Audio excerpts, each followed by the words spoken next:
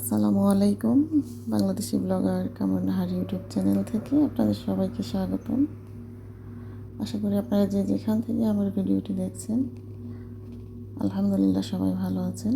আল্লাহর অশেষ রহমতে আলহামদুলিল্লাহ আমিও ভালো আছি। আজকের ভিডিওটি আসলে আমার মাছ কেনা দিয়েই শুরু করলাম।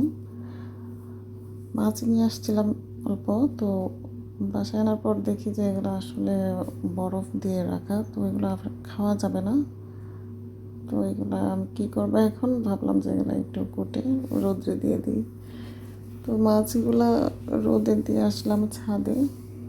তো ছাদে যাওয়ার পর দেখি যে আমার পাশের বাসার ভাবি শাক ওঠাইতেছিলেন, তো ওনার কাছে গেলাম একটু, ওনার এখানে একটু ভিডিও করলাম আসলে শাকগুলো আপনাদের সাথে শেয়ার করার জন্য। কারণ আমরা আমাদের ছাদে সবাই কম বেশি সবজি উৎপাদন করতে পারতেছি, কারণ আমাদের বাড়ির আমাদেরকে অনুমতি দিচ্ছেন, ওনার ছাদে আমরা গাছ লাগাতে পারবো। তো শুধু আমি না, আমার মতো আরও সবাই এখানে টুকিটাকি গাছ লাগান।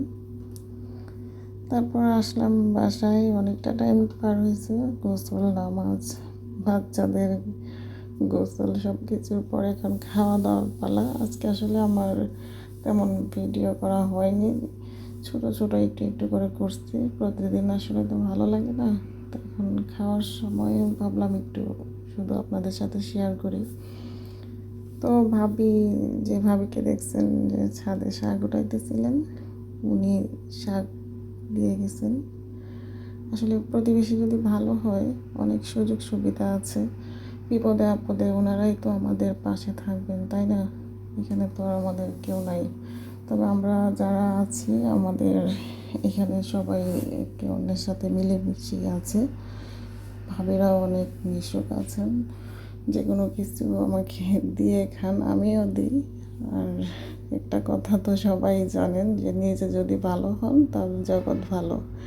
আমি আজ পর্যন্ত যত জায়গায় গেছি, যেহেতু হাজব্যান্ড চাকরি করেন, বিভিন্ন জায়গায় আমাদের যাওয়া হয়, সব ভাবিদের সাথে আলহামদুলিল্লাহ আমি মিলেমিশেই চলে আসছি। কারণ জীবনটা তো সংক্ষিপ্ত, আর এই সংক্ষিপ্ত জীবনে শ্রেষ্ঠ সম্পদ হয়েছে আমাদের ব্যবহার, আচার আচরণ, ওগুলাই থাকবে।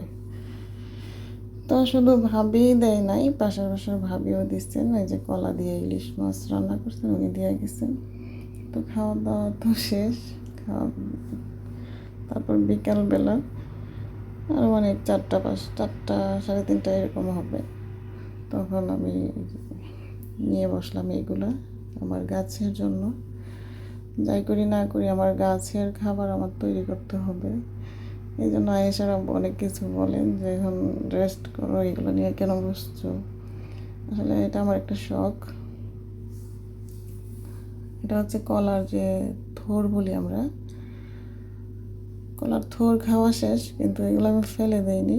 ভাবলাম যে এগুলো গাছের গোড়ায় দিব, তো এগুলো আমি ভিজায় রাখবো প্রায় সপ্তাহখানেক। কারণ কলার মধ্যে কিন্তু প্রচুর পরিমাণে পটাশিয়াম আছে, এটা আমরা সবাই জানি কম বেশি। আর পটাশিয়াম কিন্তু গাছে ফুল ফল আনতে অনেক সাহায্য করে। আমি আমার গাছে এগুলাই ব্যবহার করি। আর গাড়ির হর্নের জন্য তো মানে ভয়েস দিতেই পারি না, এগুলো তো বললে লাভ নাই। তো যাই হোক, আপনারা দেখতে পাচ্ছেন আমি এটাকে কীভাবে করছি, আপনাদের কাজে লাগবে। আমি চেষ্টা করি আমার ভিডিওতে সাহায্যমূলক শিক্ষণীয় কোনো কিছু রাখা, কারণ সব কিছু মিলেই কিন্তু একটা চ্যানেলের বিচার বিবেচনা করা হয়। তারপরে এই পদ্ধতিটা শিখে রাখুন। কলার যে কোনো অংশই, কলা গাছের পাতা বলুন, তারপর হচ্ছে কলার খোসা, সব কিছুই ভিজিয়ে গাছের গোড়ায় দিলে ওইটা অনেক উপকার। আর এদিকে আমার মেয়ে আয়েশা, ও লিখতেছিল, লুকাইয়া একটু ভিডিও করছি, যখন দেখছি ভিডিও করতেছি তখন লেখা বন্ধ করে দিচ্ছে, আর লিখেই না। এই হচ্ছে অবস্থা। ওই হাতে লেখা দিয়েছিল, ওইগুলো লিখতেছে।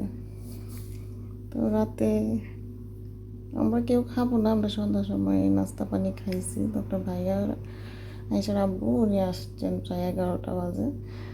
ওনার আবার খুব ক্ষুধা লাগছে, তো ফ্রিজে টাকি মাছ ছিল, টাকি মাছ বের করে ভর্তা করতেছিলাম।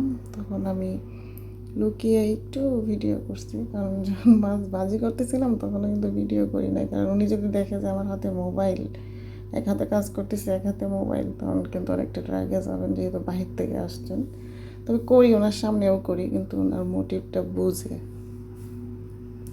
আসলে আমাদের সব কিছু বিচার বিবেচনা করেই কিন্তু করতে হয়, কারণ ছেলেরা যদি বুঝে যে আমরা ওনাদেরকে একটু ইগনোর করতেছি তাহলে আমার সমস্যা। সবাই এই পদ্ধতিটা মেনে চলবেন, কারণ তাদেরকে বুঝতে দিবেন না যে ভিডিওটা সব ইম্পর্টেন্ট আমাদের কাছে। তো যাই হোক আপু ভাইয়ারা, আজকের মতো ভিডিওটি এই পর্যন্তই। ভালো লাগলে চ্যানেলটি সাবস্ক্রাইব করবেন, আমার জন্য দোয়া করবেন। আসসালামু আলাইকুম, আল্লাহ হাফিজ।